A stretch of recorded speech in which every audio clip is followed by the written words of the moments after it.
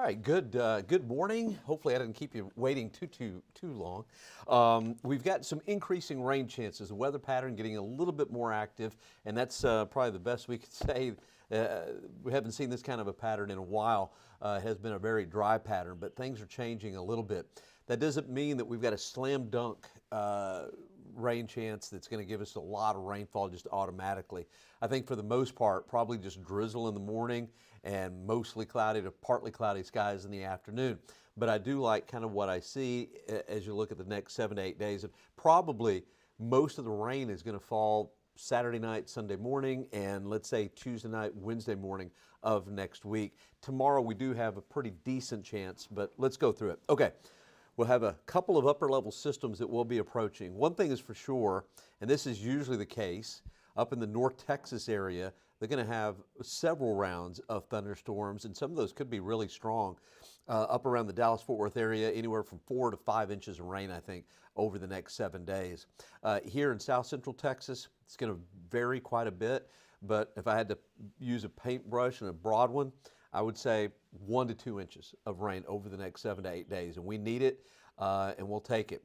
Let me show you what is going on, and these computer models, they differ quite a bit. You just got to use a lot of massaging, and been doing this for a while, but either way, let's take a look. Okay, so this is the GFS, the American model. Notice through Saturday morning, only about 1/3 of an inch, something like that, and that makes a lot of sense to me. And then as we head into Saturday night into Sunday morning, notice how the total goes up, and notice how some of the heavier rainfall is just to our north. And the reason is the frontal boundary is going to be just to the north, it looks like, or very close to us. If you are north of that frontal boundary, you got a much better chance of picking up some heavier rainfall. So that's the way it looks. That's why I say Saturday night, Sunday morning, there's the potential of picking up some heavy rain, mainly to the north. And then the main upper level system should kick in Tuesday night and into Wednesday morning. Notice those totals, they go up a little bit. And the GFS, I think, is going too far out into the future. By the time we get to Wednesday afternoon, I think the system is going to already pass by then. But you can kind of see the rain total there, a couple of inches. Let's take a look at the European model.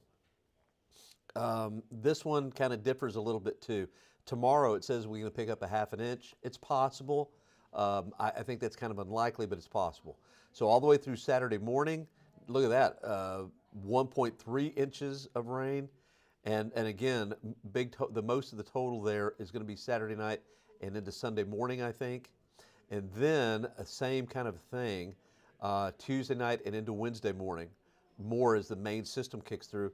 And the net result is about the same, about 2 inches. I'm not going to be that optimistic, but let's say for sure, feeling pretty confident that over the next 7 to 8 days, we can pick up anywhere from 1 to 2 inches of rain. And that would be definitely very good. Okay, so out there right now, we've got a lot of cloud cover. The clouds should mix out. By the way, the clouds this morning kept most of us from seeing the blood worm moon. And if you're wondering why they call it the blood worm moon, that seems so obscure and so weird. The full moon in March is always called the worm moon. And you may be wondering, well, why the worm moon? Well, if you think about it, northern portions of the country, or at least the central portions of the country, the ground's beginning to thaw out in March. And so you start seeing earthworms, and that's where that came from. And the blood part of it is because of eclipse. The moon turns that reddish color because of the shadow of the earth on the moon. So it's blood, worm, moon. Anyway, it was pretty cool. I saw just a little glimpse of it this morning. All right, let's see. We had a lot of cloud cover. Temperature right now, 74 degrees. Low this morning was 66, I believe. And the record low, 21, record high 92, another long-standing record from a long time ago. You got to go all the way back to 1901 for that one. All right, for today, temperatures topping out 86 to 87. That's going to be above the average high of 71. I feel confident we're going to see some sun. May take another hour or so, but the sun will come out. Let's see, this evening, temperatures in the 70s, around 78 to 74. Real quick, let me see if I can pull up the visible imagery. I think I can. And we'll see how we're progressing on the sunshine for today. Let's see. Okay, here we go. It's kicking in. Yeah, eastern counties have had a little bit more sun than the western counties. Notice from San Antonio westward, just socked in with a pretty good cloud deck. Eastern counties, you can see the ground underneath there, and it's more streaky, but a little bit more sunshine. So before we look at the temperatures, I bet you the warmest temperatures right now are across eastern counties, and notice how the clouds are beginning to erode up around Rock Springs and also Kerrville. Down around Tilden, starting to see a little bit of some sunshine. So just take a mental note of that, and then when the temperatures pop up, you'll be able to see, 84 Gonzales, 82 Hallettsville, Seguin 81. Big difference from Seguin to San Antonio. Pleasanton 75. So you can definitely tell where the clouds have been.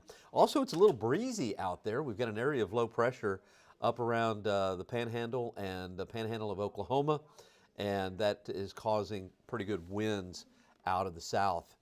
Okay, let me show you real quick here the upper level pattern, and I'll show you why I think we'll see the heaviest rainfall Saturday night, Sunday morning, and then Tuesday night, Wednesday morning. First of all, the first system is just so far to the north. The cap looks like it may not be that strong, so we may have a shower or thunderstorm, but there's just not much of a focusing mechanism. There may be a few disturbances, but boy, that's going to be a long shot to really count on those to create thunderstorms for tomorrow. So I think mainly drizzle or showers in the morning. Thursday morning, same thing. Friday morning, some drizzle in the morning. And then a cold frontal boundary will be draped right across the central portions of the state Saturday night and Sunday, right there. We may be a little bit too far south for that, but I think we'll be close.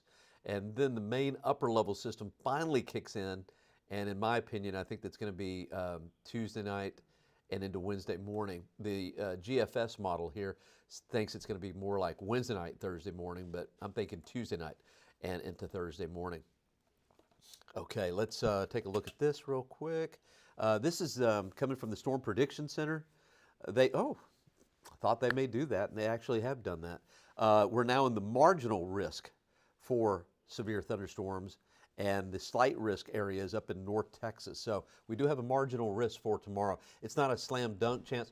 Really, for that to happen, for us to see a severe thunderstorm tomorrow afternoon, these disturbances have to be quite strong. And it's possible that could happen. So we'll be on our toes. We'll be watching it for tomorrow. And I haven't painted these red yet, but I've added several days as weather impact alert days. One is Wednesday, and then Friday, Saturday, and Sunday. And probably we'll have to add Tuesday and Wednesday. So we've got some opportunities for rain. I'm being conservative, 30 to 40%. It'll be quite drizzly, I think, in the mornings, but probably not a whole lot of measurable rain. Could see a thunderstorm tomorrow.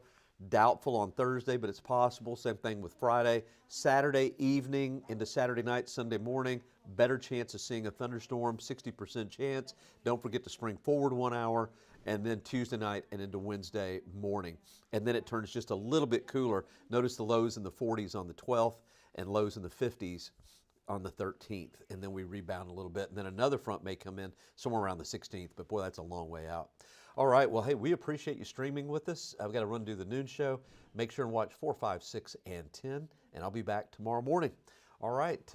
We will see you later. Thanks for streaming with us. We appreciate it.